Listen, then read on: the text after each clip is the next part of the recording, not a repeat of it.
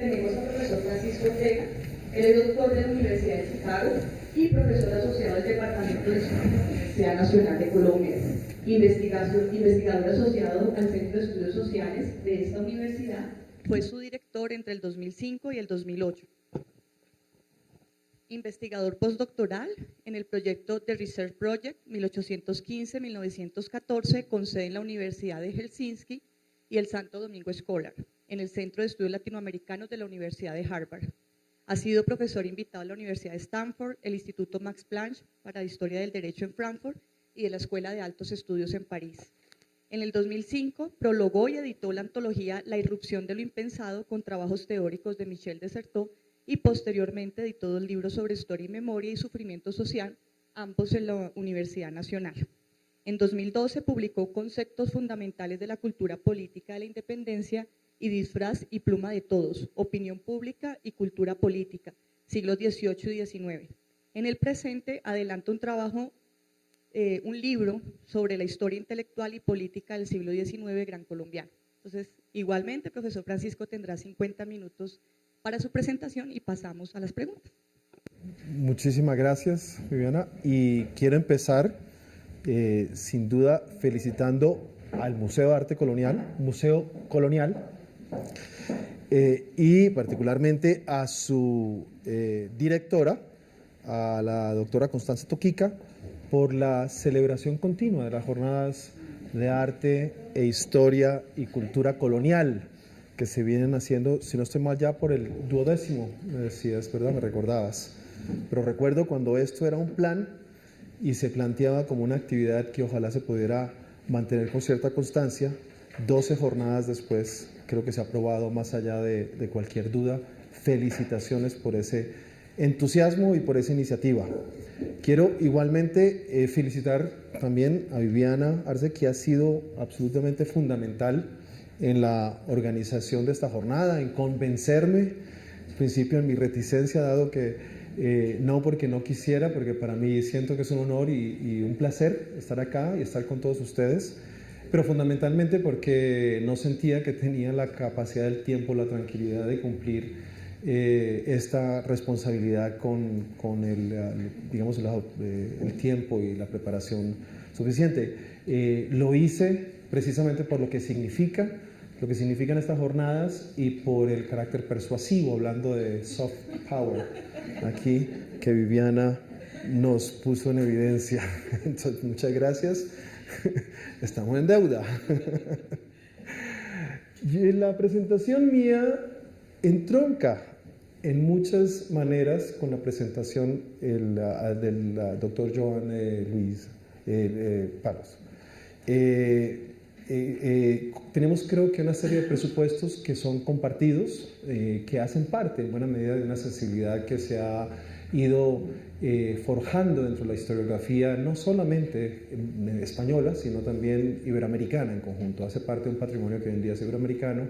Buena parte de lo que, por ejemplo, significa la valoración y la historiografía contemporánea sobre las independencias, de hecho, parte de sensibilidades muy similares, muy, digamos que continuas.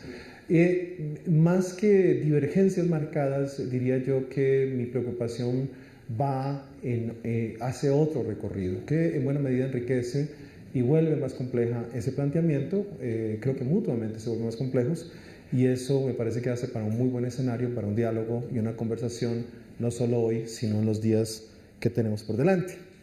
Y quiero empezar referenciando o mencionando muy brevemente un texto ya clásico de la historiografía, el texto de John Eliot, donde hace ya unos poco más de 20 años, quizás ya creo que va para unos 30 años ya, describió los reinos europeos, y en particular aquellos que hacían parte de la corona hispánica, la monarquía hispánica, es decir, como monarquías compuestas, en las que coexistieron provincias, reinos y señoríos muy diversos bajo un mismo monarca. Eliot señaló que tales uniones o estados compuestos se convirtieron en formas esenciales de la vida política europea entre los siglos XV y XIX. Y esas monarquías compuestas operaban entonces bajo 2 principios diversos, es la tesis de Eliot. Por un lado, la soberanía incuestionable del monarca, y por otro, y algo muy importante, la preservación de las instituciones, costumbres y dignidades de cada cuerpo político. El resultado eran entonces unas comunidades heterogéneas, estas monarquías compuestas, que trataron de reconciliar, como Eliot mismo lo dice al final de su capítulo, las aspiraciones opuestas hacia la diversidad y la unidad que han permanecido constantes en la historia europea. Es importante señalar aquí que este último principio, esa tensión entre la diversidad y el principio de unidad, es, sin embargo, una manifestación histórica muy diferente a la que se plantea dentro de lo que nosotros llamaríamos el Estado-Nación contemporáneo. Entonces, lo que aquí plantea John Eliot es que no podemos leer las historias del siglo XV, XVI, XVII y XVIII como una continuidad, más bien como una antesala a la emergencia del Estado-Nación, que sus configuraciones son realmente muy diferentes y que para comprender aquello que las volvía una cohesión, que les daba cohesión, pero también lo que las hacía conflictivas, tenemos que regresar a los postulados, a los principios por medio de los cuales ellas funcionaban, esas monarquías compuestas. Eran, por otra parte, monarquías o unidades políticas que estaban, por lo general, no siempre, pero digamos en los casos que nos ocupan acá, por ejemplo, la monarquía, la monarquía hispánica por excelencia, pero uno podría referirse a otras monarquías, eran monarquías que, que ocupaban un papel importante en el concierto internacional. No eran monarquías menores, no eran monarquías periféricas, sino que habían ocupado un papel relativamente importante y lo seguían ocupando incluso hasta buena parte del siglo XIX. Y que su estabilidad no se debía a la coerción. Ese es uno de los puntos principales de Eliot, con el cual precisamente el profesor había señalado previamente, había insistido, hay que pensar entonces cómo se mantienen, cohesionadas, o por lo menos como esa agregación no termina disparándose y fragmentándose, que sería, digamos, lo natural. Entonces, ¿cómo pensar el hecho de que precisamente estas grandes unidades compuestas por elementos heterogéneos muy diversos se mantenían precisamente unidas de esa manera, como unos grandes conglomerados? Los recursos económicos, los recursos materiales, los recursos militares, los recursos culturales no daban para imponer ese grado de coerción y dominio de un pueblo sobre otro. Más frecuente esta estabilidad se logró a través de, y esta es, John Eliot lo que hace es que regresa a uno de los clásicos de la teoría política del siglo XVII iberoamericano, Juan de Solórzano Pereira, y descubre en el texto, bueno, su lectura atenta, digamos, recupera los dos principios que dice Solórzano son por los medios por los cuales estas monarquías compuestas se configuran. Y dice, el primero, citando a Solórzano, que además, para el que no lo tenga de pronto presente, es uno de los grandes juristas del siglo XVII, y es quien en buena medida organiza el corpus jurídico y lo prepara para la posterior recopilación de Indias. Juan de Solórzano Pereira es español, pero vive en el Virreinato de Lima casi toda su vida profesional y ahí consagra, digamos, es donde hace su aporte principal. Entonces, Juan de Solórzano Pereira definió a mediados de ese siglo XVII la monarquía compuesta como resultado de una de las dos formas de agregación, bajo el principio de lo que él llama el aque principaliter, es decir, el principio de que cada provincia era igualmente importante ante los ojos del rey, lo que significaba que en tal caso cada reino se juzga por diverso y conserva sus leyes y privilegios. Y esa cita directa de Solórzano. Aragón, Nápoles, los Países Bajos se unieron por esta vía. Ese es uno de los principios. El otro principio, va a decir él, Solórzano, se unieron por vía accesoria. ¿De qué resulta? Dice Solórzano, que las Indias se gobiernan por las leyes, derechos y fueros de Castilla y se juzgan y tienen por una misma corona. Entonces, aquí tenemos dentro de la monarquía hispánica ejemplificados dos tipos de agregaciones. Una que en buena medida se refiere a la mayor parte de los reinos europeos agregados de manera compuesta bajo el principio de cada reino es igual. El otro bajo el principio de la personería y la identidad jurídica que le daba en su extensión el reino castellano, ¿verdad? Esa creación de una institucionalidad compartida entre la matriz Castilla, no España, sino Castilla propiamente.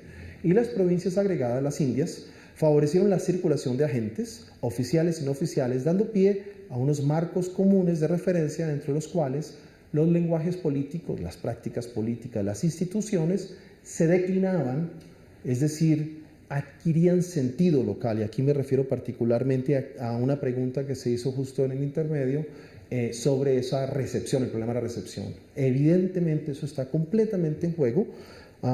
Todas estas instituciones, lenguajes, prácticas, se declinaban localmente con cierta autonomía. Y eso es importante reconocerlo porque la identidad de la práctica legal y del cuerpo legal es una vez más muy diferente a la nuestra. Nuestra sensibilidad, nuestra concepción del derecho es básicamente una codificación. El derecho está, la ley está, digamos, es expresión del soberano y está para ser cumplida, ¿verdad? La ley está por encima de cada uno.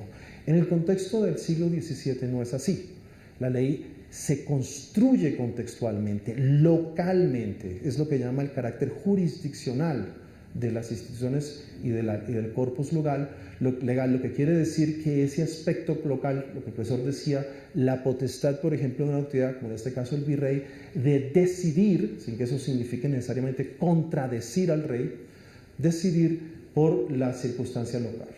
Otra forma de pensar eso es, recuerden ustedes el famoso se cumple, pero no se obedece, pero no se cumple. Creo que es el orden completo que muchos han alegado es una tipificación de la corrupción. Bueno, no hay que entenderlo como un ejemplo de corrupción, lo que hay que entenderlo es precisamente como una característica propia de una forma jurisdiccional del derecho. Entonces, es importante entender que las Indias adquieren una institucionalidad en buena medida como extensión de ese cuerpo castellano, pero adquieren también una autonomía y una personalidad propia, que es la diferencia también de la corona, digamos, de las provincias propias de la corona castellana en España. De ahí que haya un Consejo de Indias para las provincias indianas. Decía yo entonces que había una cierta sensibilidad con la presentación, y yo creo que eso lo podemos un poco referir a lo que llamaríamos una nueva historiografía política, una nueva mirada sobre el campo de lo político, donde se retoma, por ejemplo, la iniciativa, la intuición que tenía Eliot hace ya varios años y que en buena medida va a renovar el campo historiográfico desde finales de los años, por lo menos años 90. Bajo esta nueva mirada empieza a ser evidente que la estabilidad de los reinos indianos no era impuesta, ni era el resultado de la fortaleza militar de la corona, sino de lo que podríamos llamar más bien la común implicación en el ideario monárquico, católico, corporativista, pactista y jurisdiccional. Yo no sé si hay algo de agua, por favor, porque se me está, como dirían, el gaznate se me seca. Entonces,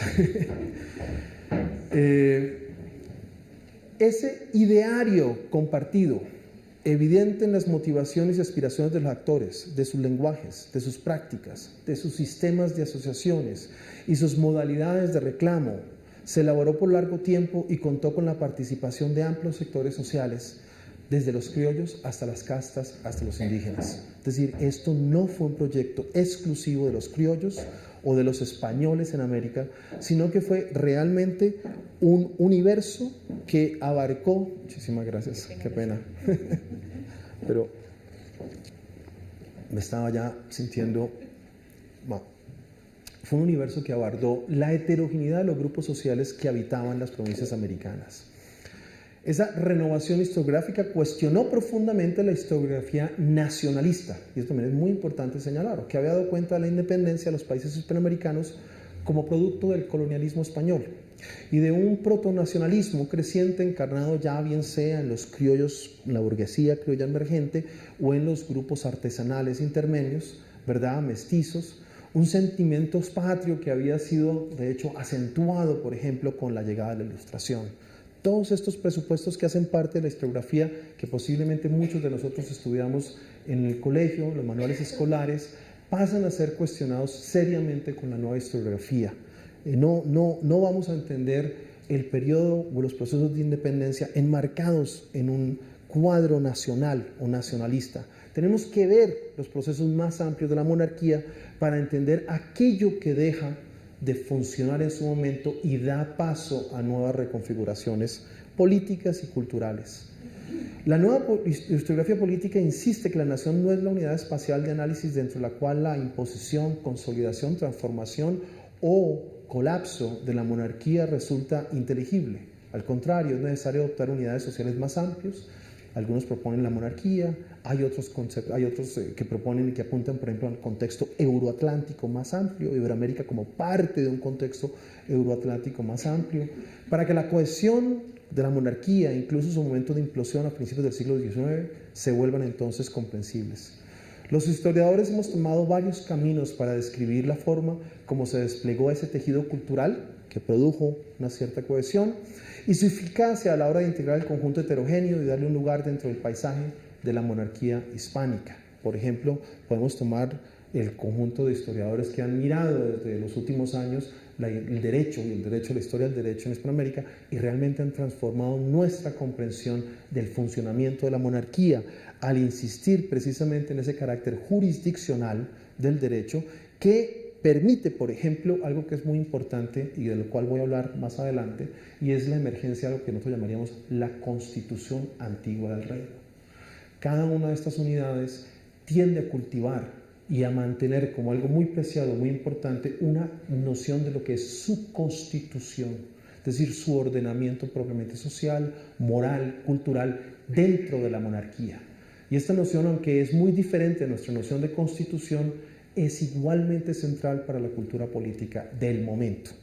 Esa idea de un derecho jurisdiccional, es decir, un derecho que es contextual, que se interpreta dentro de la localidad, es fundamental para la construcción de esa constitución antigua, ¿verdad?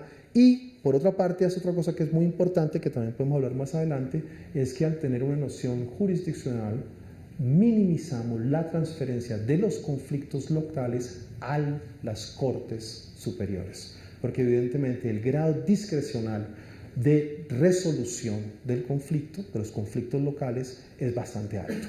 Y la normatividad no es homogénea, sino que es contextual, una vez más, ¿verdad? Una vez más, esto puede ser un poco complejo porque nos rompe con las ideas que tenemos del derecho contemporáneo, pero hace parte de la cultura política del periodo y es fundamental para entender eso que estábamos planteando, es cómo se mantiene un grado de cohesión. Bueno, hay un gran espacio para producir sentido local y crear algo que es fundamental dentro del antiguo reino, es justicia. La justicia del rey, que es en últimas la justicia que se construye y darle a cada uno su lugar, como también había una cita muy importante del profesor. Personalmente, en lo que sigue, me voy a enfocar en algo que para mí es importante y es, digamos, en cierta manera, continuidad de mi trabajo. Me voy a enfocar, abordaré el repertorio conceptual por el cual se instituyó, organizó y se le dio sentido a la vida política, cultural y social del periodo. Este registro resulta particularmente útil, el registro conceptual, los que llamaríamos nosotros conceptos fundamentales, para comprender el régimen de lealtad, de fe, virtud y justicia, que sirvió de fundamento a la vida en común. Pero una aproximación histórica conceptual al campo cultural compartido también nos habla no solamente de continuidades, no solamente de homogeneidades, sino precisamente de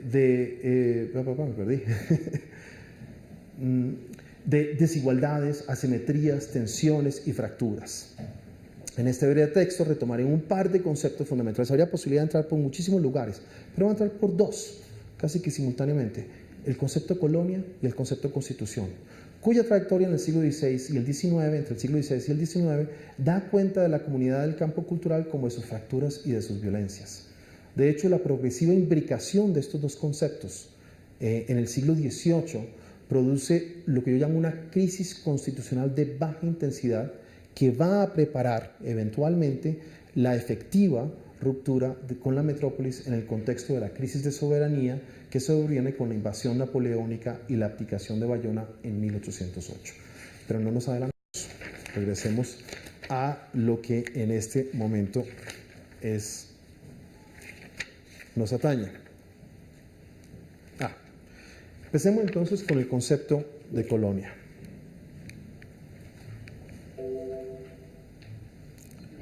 ¿Estoy apuntando a alguien? El del centro. Eso. Empecemos con el concepto colonia. ¿Bien? Al comenzar la expansión europea en el siglo XV, su sentido era muy diferente al contemporáneo. No expresaba, por ejemplo, la experiencia histórica de una explotación sistemática y el envilecimiento progresivo de un pueblo por otro, que se cree superior, sino la puebla o término, ahí tenemos población o término, de tierra que se ha poblado de gente extranjera sacada de la ciudad, que es señora de aquel territorio o llevada de otra parte. Esa es definición del Covarrubias. Ahí aparece la versión casi idéntica que es repetida en 1729 en el Diccionario de Autoridades. Todavía para comienzos del siglo XVIII, ahí ya regresando al Diccionario de Autoridades, el mismo diccionario insistía sobre su sentido poblacional al aclarar que los romanos llamaban también así a las que se poblaban de nuevo de sus antiguos moradores. Es voz puramente latina, colonia, y en toda España fueron en aquel tiempo 25 las colonias que se deben entender de ciudadanos romanos. Hay que notar aquí que este no es un sentido negativo, al contrario, es un sentido muy positivo. Ser colonia constituía un reconocimiento que el Senado romano le otorgaba a las poblaciones distinguidas como notables en el dominio imperial. Los habitantes de las colonias hacían parte de la república y eran reconocidos como ciudadanos, miembros partícipes de la comunidad política del imperio, inclusión que ya parecía explícita en el vocabulario español latino de Nebrija en 1495. Ahí aparece la definición: el colono es el ciudadano de la colonia. Este sentido propio de la tradición clásica es integrado y apropiado en el siglo XVI y XVII en España, y lo va a encontrar uno, hay que decirlo claramente, hasta finales del siglo XVIII, donde aquellas ciudades que fueron reconocidas como colonia dentro del Imperio Romano en España sacaban la cara, ¿verdad?, ponían sus medallas y hacían estos grandes libros sobre las colonias en España, ¿no? Entonces es importante señalar y reconocer eso, ¿verdad? Uno diría que esa noción de colonia, ¿verdad?, como un reconocimiento político del territorio de ultramar, podría ser un término que se utiliza en el código indiano para designar los territorios americanos. Lo que es interesante es que cuando uno examina los códigos indianos, cuando uno examina las crónicas, cuando uno examina las relaciones de mando, cuando uno examina las diferentes textualidades que se producen en torno a la administración de la monarquía en los territorios indianos, no se encuentra con el término en ningún lugar. No aparece, cuando aparece, por ejemplo, en la política indiana de Solórzano, que ya lo habíamos mencionado, se refiere fundamentalmente al acto de poblar dentro de las provincias, ¿no? Entonces dice, vayan y montan o hagan una colonia, ¿verdad?, al otro lado del río, o ese tipo pero no para designar la relación entre dos entidades políticas o una política y la otra no, ¿verdad? Lo mismo pasa con las notas, las recopilaciones hechas por Manuel Joseph de Ayala o evidentemente las leyes de Indias, ¿no?, la recopilación de las leyes de Indias. Estos cuerpos, es decir, las provincias americanas, así como los oficiales reales y eclesiásticos, los cronistas y comentaristas de todos tipos, reservaron para los territorios americanos otros términos. Y hablaban, por ejemplo, de orbe, de reino, de provincias, que apuntaban de manera mucho más explícita a la calidad política de estas provincias.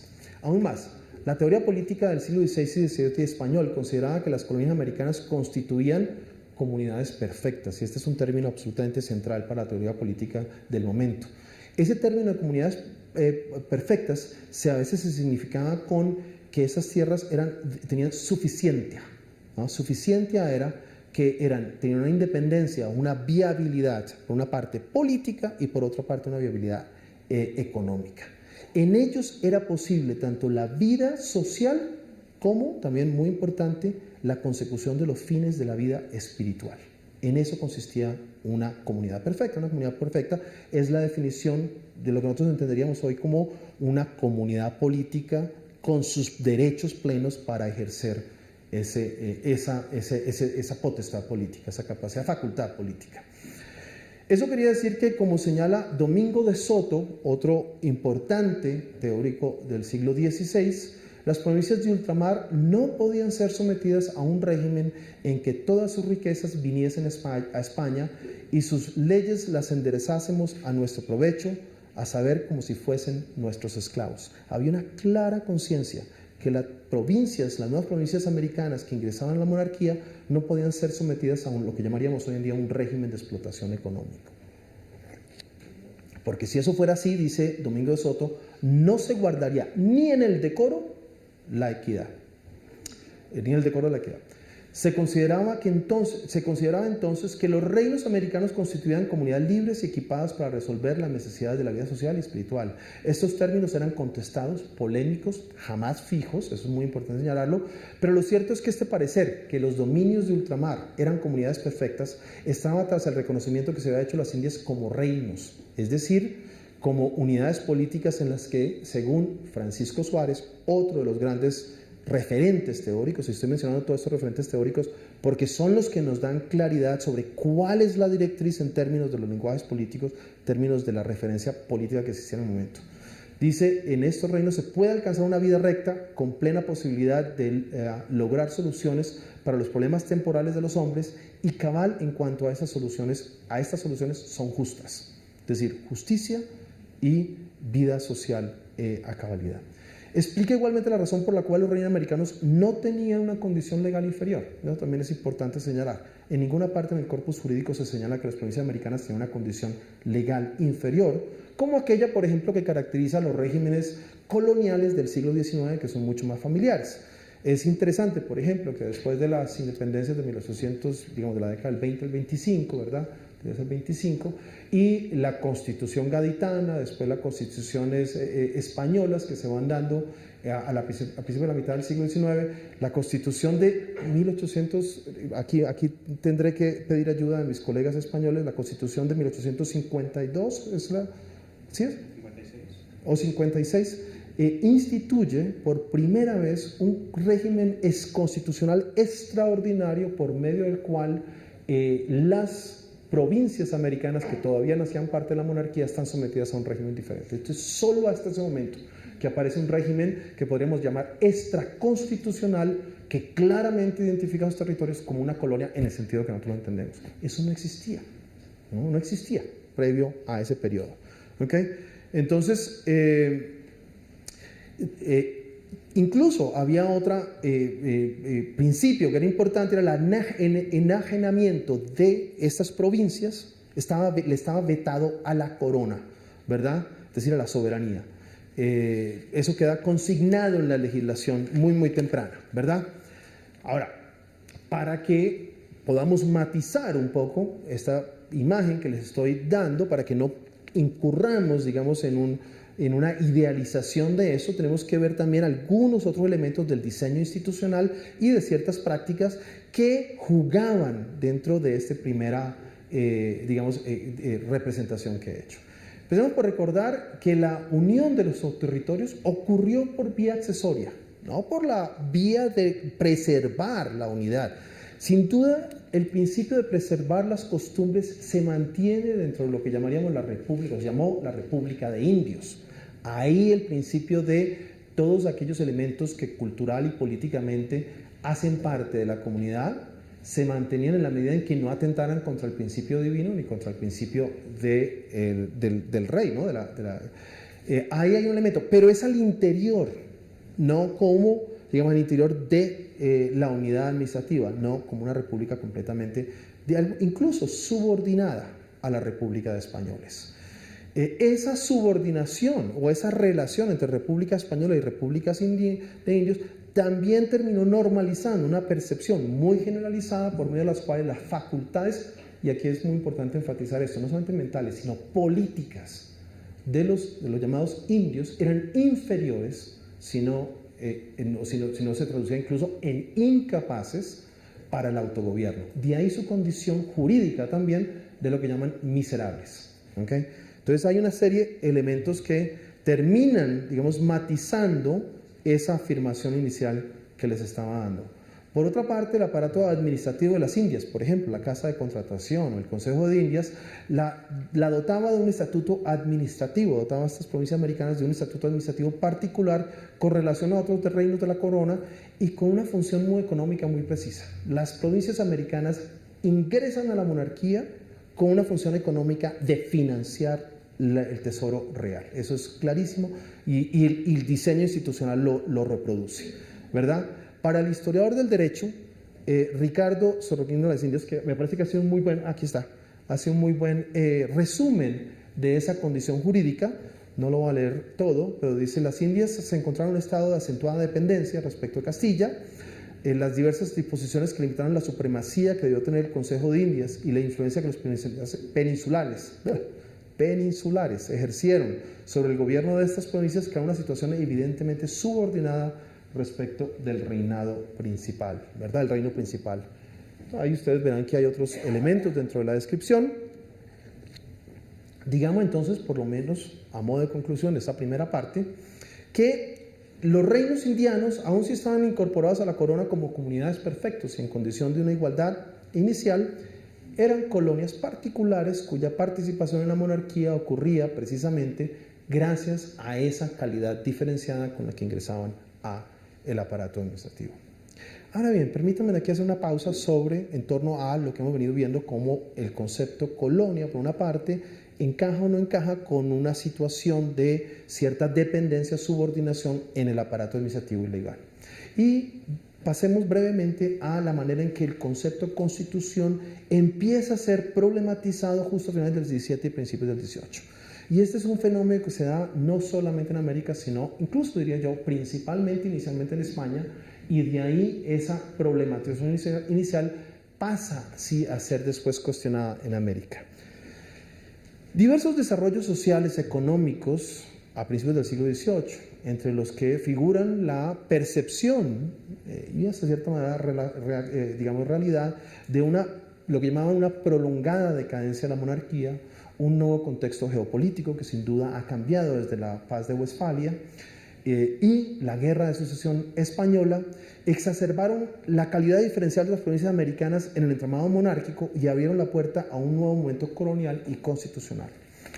La percepción en la literatura arbitrista, y pienso por ejemplo aquí en José del Campillo y Cosio, a quien cito a continuación, de lo que él llama la constitución lamentable en que tiene España el sistema de gobierno tanto político como económico que en ella se observa, y noten que la cita no se refiere exclusivamente a Iberoamérica, a las provincias americanas, sino es al conjunto de la monarquía, ¿verdad? Y dice él, conduce a proponer, o a él lo conduce más bien a proponer los remedios más conducentes que puedan sacarla de ser cruel sacrificio en las monstruosas aras del abandono. Es decir, España está en el precipicio, cerca a ser, ¿verdad? Claro, es un arbitrista que está tratando aquí de alarmar y decir, tenemos que tomar una serie de medidas reformistas, ¿verdad? Tenemos que reformar nuestra constitución lamentable. Pablo de la Vida utiliza un vocabulario muy similar, dice Pablo de la Vida, otro gran ilustrado reformista peruano que pasa buena parte de su vida política en España, señalaba en su informe sobre la ley agraria que si el Consejo Real quiere mejorar nuestra más lamentable constitución, es preciso que nos dé nuevas leyes. Ese recorrido, ¿verdad? Es decir, la identificación de una constitución social, política y moral que se considera es lamentable, ¿verdad? Y el intento de reformarla a través de nuevas leyes va a ser un entramado absolutamente central a lo largo de todo el siglo XVIII. Y será común tanto al espacio ibérico, a las reformas que se llaman, intentos de llevar, las modos en que se llevan a cabo los intentos de reforma en el contexto ibérico, español, peninsular, quiero decir, y el contexto americano.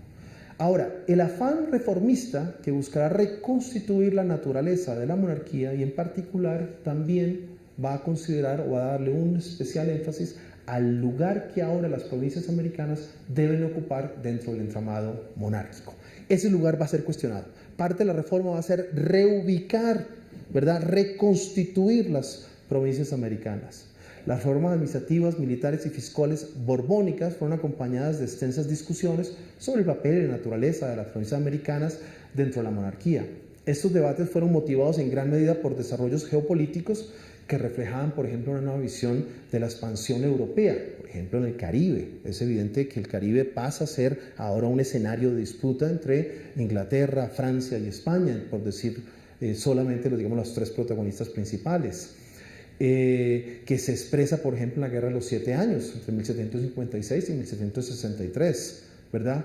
Recuerden que La Habana pasa por casi una década, unos años, al dominio y a la administración británica, precisamente producto de estas guerras. Todos estos acontecimientos provocaron un intenso enriquecimiento semántico de la palabra colonia durante el siglo XVIII. Así, aunque el reformismo español no alteró la legislación existente, las reformas se basaron en una nueva visión del papel de las provincias americanas, visión que ahora se acercaba mucho más a la noción de colonia que nosotros hoy en día tenemos. José Gálvez, ministro de Indias entre 1776 y 1787, lideró esa nueva visión de América. El proyecto de implementación de la independencia de las intendencias, en toda América, buscó acentuar la presión fiscal, fortalecer la capacidad del sistema de recaudación de impuestos, establecer varios monopolios, reformar el antiguo sistema aduanero y crear un método más efectivo para transferir recursos a España. A ver si bueno, vamos a llegar a esto pronto. Todavía no se me distraigan ahí. El término colonia empezó a competir con otras denominaciones oficiales como virreinatos, capitanías y provincias, y términos no oficiales pero ampliamente aceptados como reinos, y por ejemplo el ascenso de la palabra del concepto patria en esa época también aparece ahí. Entonces hay una especie de competencia entre los diferentes términos de cómo designar estos territorios. Vamos a una. Esta es la que me interesa. En 1794, el saliente virrey de México aconsejó a su sucesor no perder de vista que la Nueva España se trata de una colonia que debe depender de España. Debe corresponder a España con algunas utilidades por los beneficios que recibe de su protección, y así se necesita gran tino para combinar esta dependencia y que se haga mutuo recíproco el interés, lo cual se haría en el momento en que no se necesitase aquí de manufacturas europeas y sus frutos. Se invoca un nuevo principio de reciprocidad que esta vez pasa por el consumo en las provincias americanas de las manufacturas españolas y la consecuente regulación, minimización o prohibición de las industrias americanas, ¿verdad? Y eso, ustedes podrán entender, empieza a generar una serie de fricciones precisamente en América. La asimilación del término colonia, que empieza a ser utilizado generalmente de manera informal, en alguna prosa, pero como lo ven, el mismo virrey utiliza el término de colonia, ¿verdad? Identificó en todo caso a los virreinatos con como la unidad responsable de garantizar la correcta aplicación y buen cumplimiento de las nuevas políticas reformistas de la corte en ultramar.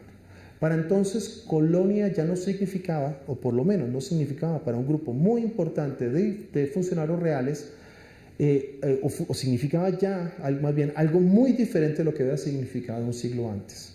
En vez de significar, por ejemplo, parte integral de la monarquía, indicaba ahora una externalidad de la nación. Y esto es muy importante porque el concepto de nación, como el concepto de patria, también va en ascenso en el siglo XVIII, no solamente en España, sino en todo el contexto euroatlántico, y ese ascenso hace posible las transformaciones políticas. La noción de nación, por ejemplo, en el siglo XVIII, va a permitir una nueva elaboración del concepto de soberanía, o de la idea, de la práctica de la soberanía, ¿verdad? Porque nación empieza a identificar una instancia diferente al monarca, dentro que absorbe el problema de la soberanía. Entonces es muy, muy importante que nación esté ahí. Y ahora la colonia ya no hace parte de la nación, está externa a la nación. En vez de referirse a una comunidad perfecta, se refiere con alguna frecuencia a territorios de ultramar, dentro de los cuales coexiste una conglomeración muy heterogénea de grupos sociales con lazos muy precarios o no existentes entre sí, esclavos, indios, criollos, castas, ¿verdad? Y donde también proliferan personas, gentes rústicas, como las llamaban, e incluso salvajes y incivilizados. Y en tercer lugar, en vez de ser susceptibles de gobierno, y eso también es fundamental para la concepción política al momento, en vez de ser susceptibles, es decir, ser comunidades políticas perfectas, eran susceptibles más bien de dominio, ¿verdad?, de sometimiento, de administración, que es quizás el término que con más frecuencia se invoca en algún momento. Estos tres postulados nunca fueron adoptados oficialmente, y eso es fundamental reconocerlo, pero operaron de manera informal en muchas de las disposiciones que tomaron desde el Ministerio de Indias. Los elementos más arbitrarios del concepto de colonia se han vuelto tan explícitos que el patriciado hispanoamericano reaccionó contra lo que se consideraba el desconocimiento de la constitución antigua de los reinos americanos. Les hablaba yo un poco de esa constitución antigua previamente, ¿verdad? Creo que aquí vamos a esto. El licenciado Hipólito Villarroel, alcalde mayor y asesor de la Acordada en México, expresó su oposición a las reformas borbónicas, señalando que tales solo podrían ser legítimas si nuestra constitución fuese igual a alguno de los reinos y monarquías de la Europa, refiriendo a los reinos a la española, a la Europa española, es decir, a los reinos que configuraban, ¿no?, la monarquía española en Europa.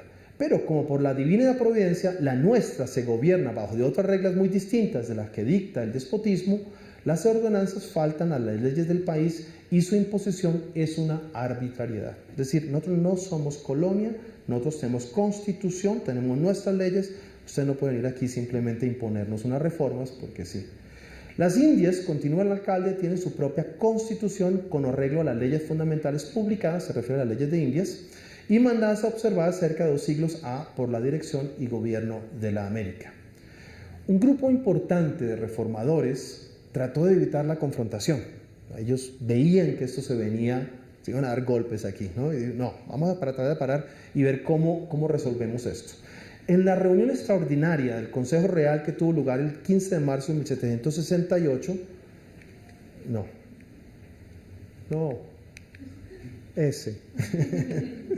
los fiscales, el conde de Campomanes y Florida Blanca, dos figuras importantísimas del Consejo Real, advirtieron que los vasallos de su majestad en Indias, para amar a la matriz que es España, necesitan unir sus intereses, porque no pudiendo haber cariño a tanta distancia, solo se pueden promover este bien, haciéndolos percibir la dulzura y participación de las utilidades, honores y gracias. Noten aquí cómo se habla de que las provincias tienen derecho a participar de las utilidades, honores y gracias. Es decir, no de una relación funcional, sino una relación en términos de los principios políticos. Va una pregunta un poco retórica, pero lo que quiero hacer yo énfasis quizás es en la frase, ¿no?, que esa dramática conciencia de un cierto estado de cosas que atenta contra la unidad de la monarquía le da contundencia a la última frase del dictamen, no pudiendo mirarse ya aquellos países como una pura colonia, sino como unas provincias poderosas y considerables del Imperio Español.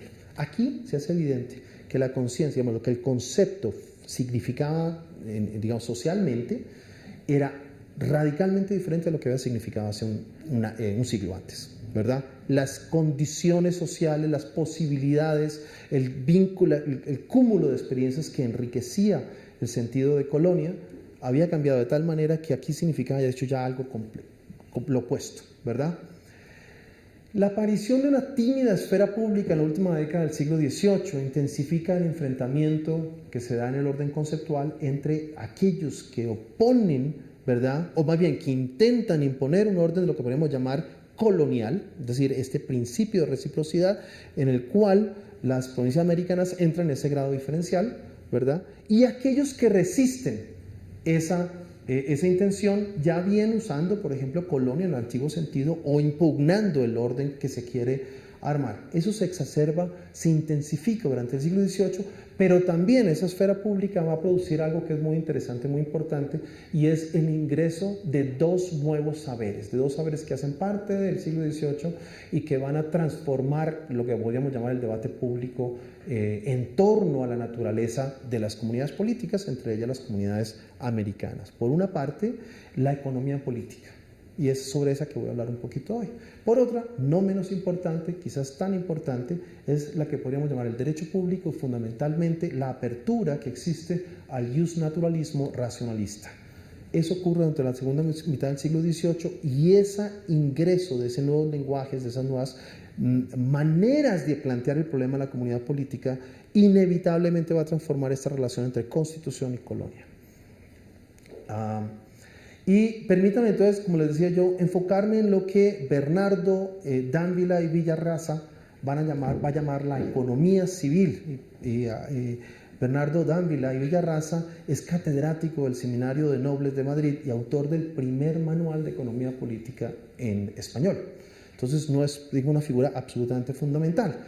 Otro dato que es interesante, el manual que él escribe para el Seminario de Nobles, donde se instituye la cátedra de economía civil o economía política, es en realidad una adaptación de un texto clásico de la economía política que en buena medida da pie al inicio de lo que llamaríamos nosotros la economía política. Es el texto de Richard Cantillon, Ensayos sobre la naturaleza del comercio en general, de 1755. Él adapta ese manual y lo utiliza como parte, digamos, como el manual del Seminario de Nobles.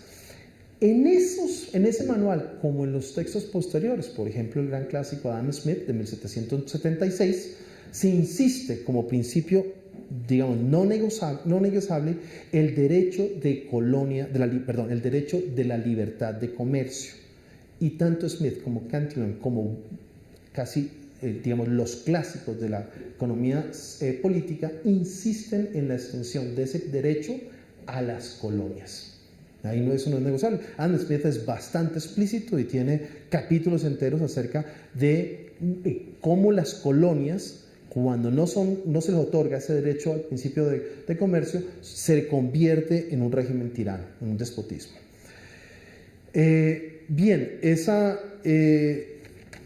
Sin embargo, la mayoría de los economistas españoles que empiezan justo en ese momento también a adoptar, a incorporar, como les mostraba yo ahí, el lenguaje de la economía política y los principios de la economía política, todos ellos preservan una actitud mercantilista en cuanto al comercio con las colonias, aun cuando ellos mismos insisten en la virtud del comercio libre.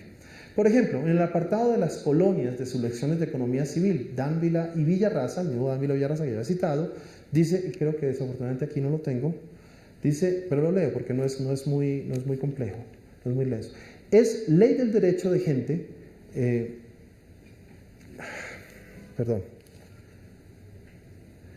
es ley del derecho de juntos común a todas las colonias europeas el que no puedan comerciar sino con la metrópolis, porque de otra suerte sería inútil el gasto de haberlas enviado. Por consiguiente, la navegación en los mares de las colonias debe ser privativa de aquella nación que las ha enviado.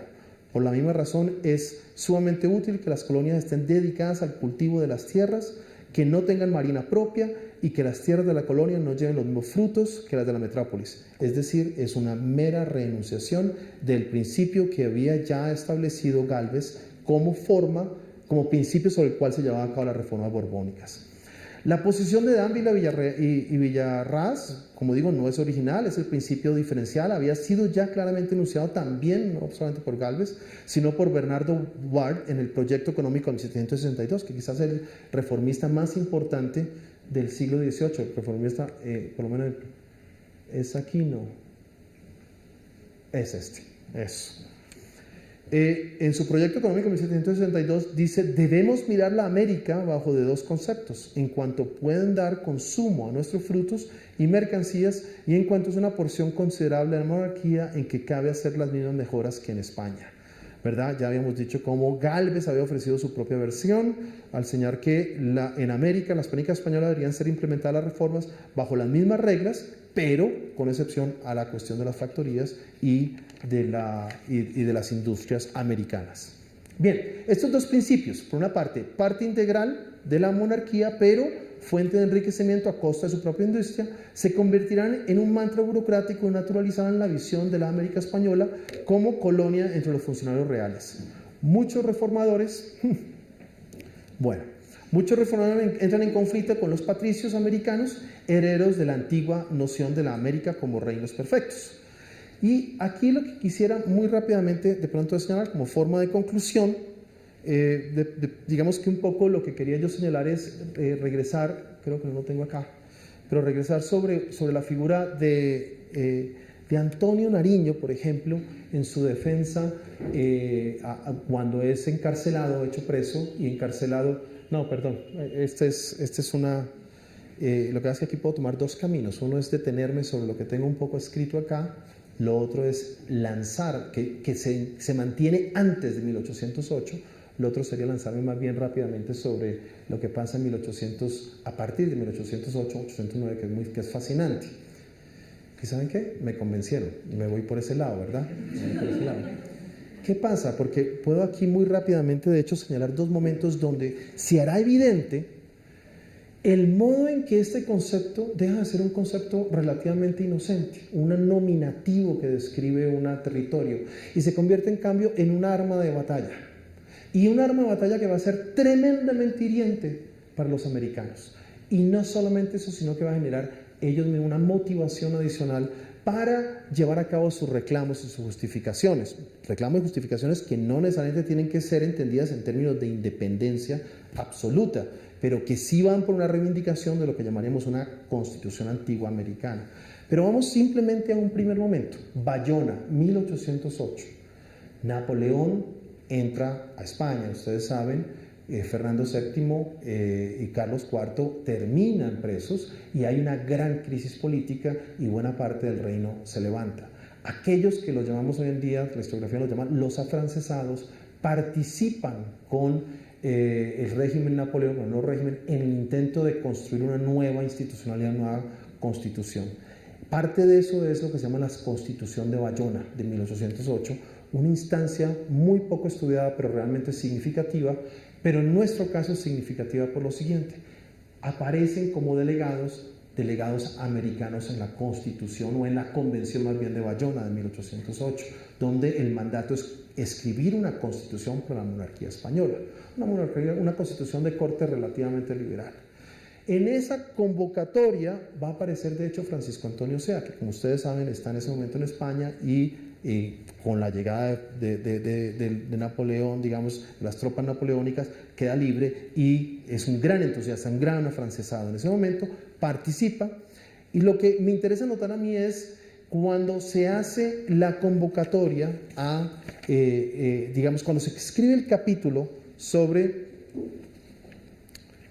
permítanme, ¿qué hice yo? Eso no lo tengo aquí, hombre.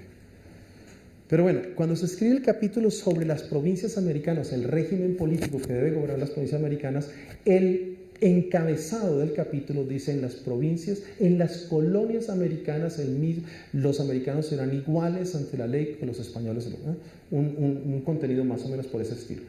Los delegados americanos objetan inmediatamente, pero no objetan el contenido del texto. Lo que objetan es el encabezado del texto. Y argumentan que no se le puede llamar a las provincias americanas colonias porque están en constitución y son agentes políticos. Entonces hay una clara reacción ahí y es virulenta, y es tan virulento, digamos, el reclamo de ellos, que en efecto en la versión final de la Constitución de Bayona es modificada. Otro intercambio, y de pronto con eso termino como para que no me extienda demasiado, pero este es muy ilustrativo, porque en 1808, es decir, un par de meses antes a la Constitución de Bayona, a julio de 1808, llega a Ciudad de México la Gaceta de Madrid, con noticias sobre las abdicaciones de Bayona y la ocupación francesa.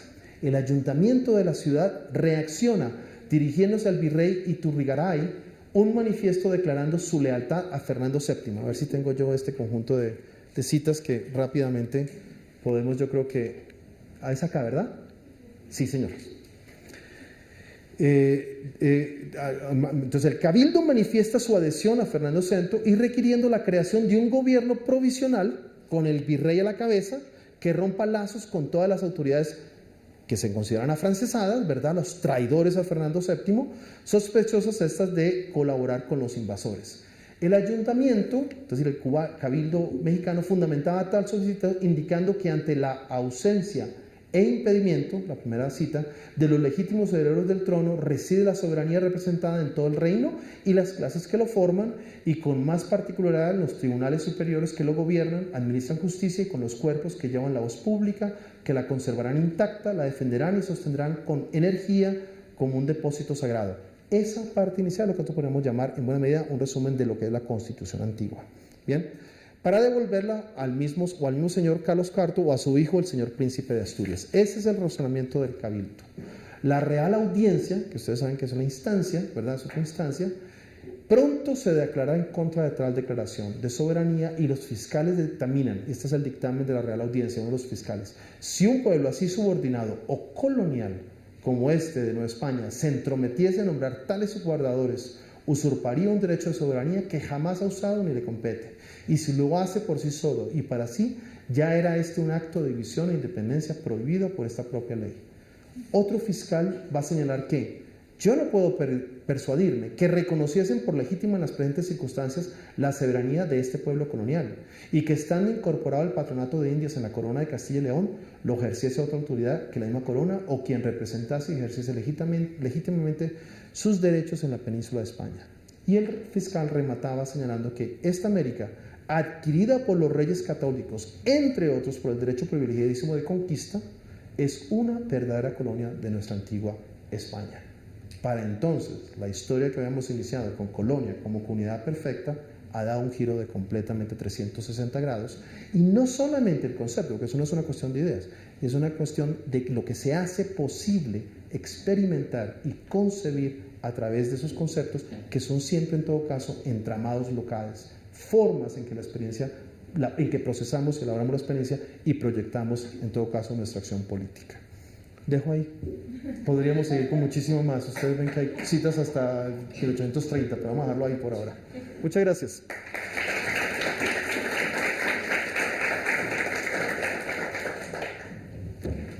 Bueno, muy bien. Muchas gracias, Francisco. Y pasamos entonces a la ronda de preguntas. ¿Pena? ¿Les da pie? Francisco, entonces comienzo yo mientras se animan los demás. Porque es que precisamente esta idea de los conceptos va a estar muy ligada a un debate, y es si es adecuado o no es adecuado el término colonia para hablar de los reinos, ¿no? Entonces, claro, sobre todo la historiografía peruana y mexicana lo resuelven diciendo llamémonos virreinatos, pero por ejemplo en el caso de la Nueva Granada está el debate, fuimos reino, luego virreinato. Detrás de pronto del olvido de la palabra colonia hay un intento de olvido de la dominación, o por el contrario hay una reivindicación conceptual al querer llamarnos de otra manera. Esa es una pregunta muy aguda y compleja, y yo te diría que hay varios elementos que están ahí presentes. En principio, creo que, y de esto hubo todo un debate, algunos de ustedes estarán familiarizados, hacia el 2004 Annie Lemperrier, que es una gran historiadora mexicana, publica un texto donde señala el término colonial es absolutamente inadmisible, es ideológico, no sirve. Bien, yo creo que hay diferentes, lo que esto nos demuestra es que hay diferentes maneras de acercarnos al problema. Buena parte de unos textos que yo publiqué son respuestas un poco a lo que ella señalaba. Ella señalaba en buena medida que para 1808 las disputas de la independencia no habían tenido el concepto de colonia como un concepto central que era capaz de cristalizar la experiencia americana y proyectarla en acción política. Lo que yo creo que he demostrado, lo que he demostrado en otros textos, lo que creo y sustento y argumento, es que en efecto Colonia había hecho el tránsito para ser precisamente un prisma a través del cual los americanos podían evaluar su experiencia y su relación con la monarquía, Eso no significa necesariamente, una vez más, que eso nos lleve al ámbito, por una parte, de la independencia. Era posible considerar precisamente tanto una noción de ser parte de la monarquía que con constitución propia y que no eran colonia. Eso se contempló incluso, y los debates gaditanos responden directamente a esa pregunta. Es decir, se la plantean y tratan de imaginarse una monarquía que no pasa por el hecho de negar el ámbito, digamos, de la colonia. ¿Qué quiere decir eso? Quiere decir que en efecto, el término está lleno de contenido, es un contenido que no simplemente imponemos anacrónicamente desde el siglo XX, por ejemplo, a una experiencia histórica, ¿verdad? Pero también esta recuperación conceptual nos indica que los contenidos de lo que significaba colonia sí son diferentes. Aquí podemos encontrar que hay una cercanía de lo que significa colonia. Evidentemente, por ejemplo, colonia ya tiene una connotación negativa para entonces. Pero una de las cosas que no tiene colonia, que sí tienen las discusiones en los debates del siglo XX, es su asociación a la idea de nación. La nación, digamos, el concepto, la categoría, lo que yo llamaría la categoría de colonia contemporánea, está vinculada a la experiencia de lo que nosotros llamaríamos naciones que han sido subordinadas y oprimidas, vejadas por la experiencia de la expansión europea. Para entonces no es eso, no pasa por ahí el debate. Entonces, una vez más, yo no voy a responderte ni con un sí ni con no como hubieras deseado posiblemente, sino voy a responder con algo que para mí es muchísimo más fascinante. Lo que este recorrido conceptual nos trae es precisamente que estamos aún distantes de reflexionar sobre la naturaleza propia de las relaciones entre las provincias americanas, la naturaleza del poder de esas relaciones y las formas en que existían constitucionalmente, que estamos aún lejos de comprenderlo. El concepto es simultáneamente una de las cosas que es más fascinante, es que sin duda en el mundo, digamos, en el contexto global, de las primeras instancias donde el término colonia se empieza a utilizar de manera negativa como una arma de tratar, es el ámbito hispanoamericano. Es decir, nosotros, por decirlo así, innovamos conceptualmente. En el ámbito hispanoamericano surge algo que se va a llamar colonia, que es definitivamente una negación de la calidad política de la comunidad. ¿Okay? Y eso es un aporte importantísimo.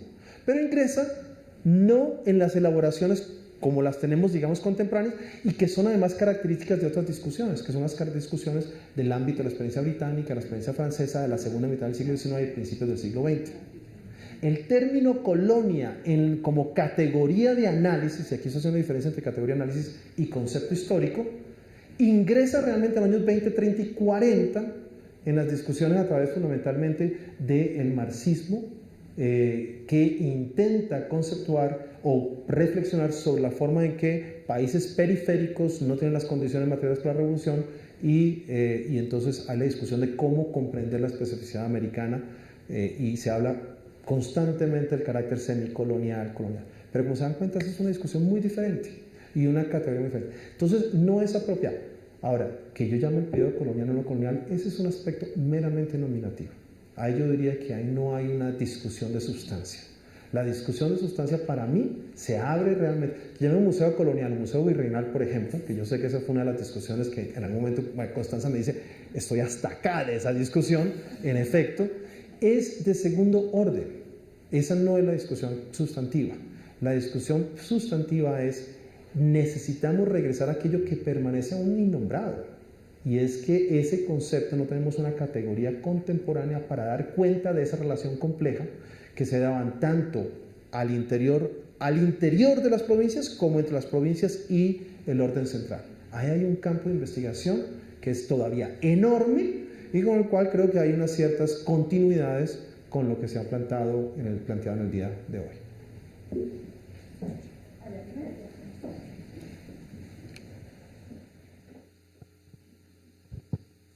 Bueno, buenas noches. Buenas noches. Mi pregunta es, no soy historiador, voy a hacer una pregunta. ¿Esa es tu pregunta? No. Porque si esa es tu pregunta, creo que... Voy a partir desde una óptica muy de derecho. Dime. Y parto de la ignorancia histórica y es, si dentro de este concepto de comunidades perfectas que usted hablaba, mucho del respeto hacia las comunidades y pueblos originarios acá, que se dio más adelante, va a influir en esta consolidación de esta constitución, de esta constitución política, de esta relación colonia y, o sea, metrópoli y, digamos, comunidades coloniales. ¿Te refieres a la Constitución del 91 o te refieres a...? No entendí muy claramente la pregunta entonces. La pregunta es si ha habido alguna influencia por parte, o sea, si hubo alguna influencia en el momento en que se reconoció o un respeto hacia los pueblos originarios de su territorio. Okay. Mira, digamos la palabra respeto, prefiero no usarla. digamos que había una forma de integrar los pueblos que eran agregados, anexados o conquistados a la monarquía, ¿verdad? Una de ellas era preservando lo que yo llamaba el principio de igualdad, ¿verdad? Bajo el principio de soberanía del rey, ese que es uno de los dos que menciona Eliot. Eso ocurre con las comunidades indígenas, originarias, nativas, en buena medida porque existe como norma agregativa. Pero ocurre, es decir, no se fragmenta esa institucionalidad, ese reconocimiento, esa integración y se subordina a lo que llamaremos la República de Españoles. No es completamente una subordinación, pero hay una clara relación de subordinación entre la República de Indios y la República Americana.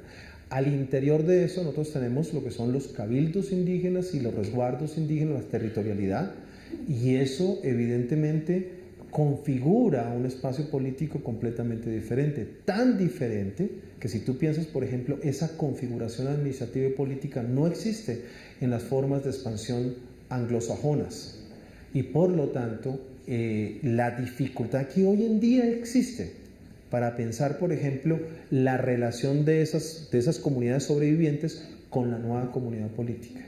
Nosotros somos herederos de otras configuraciones, Colombia, ¿verdad? Y quizás eso hace posible y alimenta de manera relativamente oblicua, pero importante históricamente, la posibilidad de pensar una constitución como la Constitución del 91, donde se innovó constitucionalmente de manera muy importante en darle un protagonismo a las comunidades indígenas dentro de sus propias tradiciones. No sé si te respondí la pregunta. ¿Te la respondí o no? ¿O la evadí completamente? ¿O no la entendí? O sea, yo me refería que en algún momento en la época colonial se daban unos territorios a ciertas comunidades para que ellos habitaran, pero apartados de la comunidad social y del cabildo tradicional. Los resguardos. Pero eso no es lo que se le daban, es que se le reconocían al territorio, se le reconocían las comunidades. Sí, ese reconocimiento de comunidades en la época colonial influyó en esta cosmovisión de cultura o de colonia o de comunidad perpetua. Sí, es decir, más que influyó, esa es una pregunta de hecho interesante, porque la pregunta puede ser, evidentemente, lo que vamos a llamar la República de Indios. La República de Indios es una cosa relativamente abstracta, pero aparece identificada como tal en el corpus indiano, y lo que República de Indios en realidad se refiere es a aquellos cabildos o aquellos asentamientos, pueblos de indios en realidad lo llamaban, y que tienen una territorialidad, y tienen por lo tanto una jurisdiccionalidad, tienen unas autoridades, tienen unas tradiciones, pero están sometidas también al corpus fundamental que es el de la República de Españoles, que es la República, digamos, o digamos el cuerpo principal, ¿no? Las leyes de Indias. Entonces, ahí, en esa primera instancia, hay un elemento que es el que las comunidades indígenas no tienen todavía los elementos. Inicialmente es formulado de esa manera, no tienen todavía, son neófitos, no tienen los elementos necesarios para gobernarse políticamente, en cierta medida, pero aún más importante, para hacer de su comunidad, de su república, el escenario donde se puede llevar a cabo la salvación. Que eso, como te digo yo, son dos principios que van. Lo político está necesariamente aunado a la construcción de un escenario donde la salvación puede ser. Es absolutamente central, no es accesorio. Por eso una comunidad perfecta es donde ambas cosas se pueden llevar a cabo. Y las comunidades indígenas, precisamente por ser neófitos, no se les considera que podían ser, que tenían esa potestad. Con el tiempo, muy rápidamente, empiezan a ser designados y calificados como rústicos y miserables. Y la calidad de miserables significa que no tienen representación directa ante la ley, es decir, deben ser representados. Miserables, valga la pena decirlo, también significa toda una serie de, entre comillas, privilegios, es decir, sus causas son aceleradas, sus testimonios son aceptados aún fuera de lugar, en fin, una serie de cosas que son importantes del orden jurídico. Entonces hay una especie de un entramado jurídico muy diferente. Una de las cosas que es interesante es que con los debates gaditanos, y hago el salto aquí porque creo que tu pregunta puede ser retomada también desde 1808, 1810, 1812, muy rápidamente se le da la ciudadanía en los debates gaditanos y en los debates aquí, en pleno de la República Hispanoamericana, a los indígenas, con el pretexto de que son plenamente ciudadanos, es decir, facultades políticas, para funcionar dentro de la comunidad política. Eso rápidamente es cuestionado, pero es decir, en principio sí se da. Entonces también es decir que hay una tensión interesante. Profesor Ortega, si se compara el debate sobre colonias y constitución antigua del mundo iberoamericano con el norteamericano, las relaciones entre las 13 colonias, creo que ellos se autodenominaban 13 colonias, con la corona británica, ¿cuáles son las diferencias? Si tú piensas que el principal motivo del descontento de las colonias norteamericanas, que en efecto, como dices tú, preservan el nombre de colonias americanas y se llaman así, es el problema de la representación, vas exactamente al mismo punto. Violar el principio de representación, que era decir, los norteamericanos pagan y no pueden producir ciertas cosas, era atentar contra la constitución de cada una de las colonias. Recuerden que las colonias también eran Commonwealth y en algunos casos tenían constitución. Entonces es exactamente el mismo principio, el mismo debate. Y se da simultáneamente, paralelo. No es en ninguna medida ni anterior. Creo que lo que es enriquecedor de nuestro caso es que para ellos el término no termina siendo, precisamente porque reaccionan, digamos, muy temprano con relación al problema de la representación y termina fundamentalmente desencadenando un conflicto relativamente que se escala con cierta rapidez y no tiene una solución constitucional, porque hubiera podido tenerla, pero no la tiene dentro del periodo. El término no adquiere los visos de ese carácter realmente viciado, ¿no? Ese carácter negativo que se adquiere con los actores hispanoamericanos. En cambio lo ven realmente, y si ustedes pueden ver ahí un texto, por ejemplo, de Buenos Aires, de 1815, donde en el debate pleno, pues previo a la Constitución, a la convocatoria del 16, se habla precisamente de cómo las colonias son naciones degradadas, ¿no? En condición degradante. A la oscura jerarquía de una nación, ¿no? Colonia oscura, la condición degradante de una colonia oscura a la jerarquía de una nación. Ese es el objetivo de dotarlas de una nueva constitución. Entonces el debate es muy similar, pero el concepto no hace el tránsito, lo va a hacer ¿cuándo? Lo va a hacer mucho tiempo después, cuando el problema en la India se vuelva álgido, finales del siglo XIX y principios del siglo XX. Ahí, en el mundo anglosajón, el término colonia va a ser retomado como un término negativo por los líderes fundamentalmente anticoloniales, y esto va a ser también importante en la África negra para recusar la condición de ser sometidos a una metrópolis, o en Inglaterra o Francia. Entonces es una historia que en alguna medida es común y después tiene un gran silencio ahí, ¿no? Bueno, pues muchísimas gracias nuevamente. Gracias a todos ustedes.